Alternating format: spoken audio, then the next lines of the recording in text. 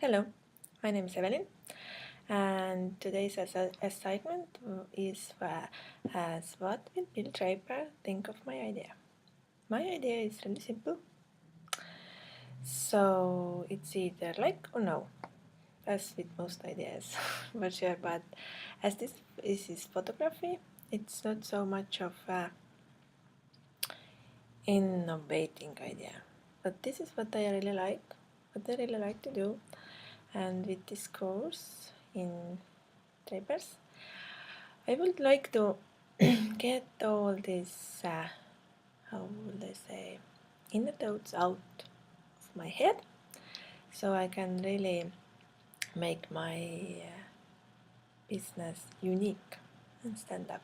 So I would hope that by the end, Bill would really like my idea.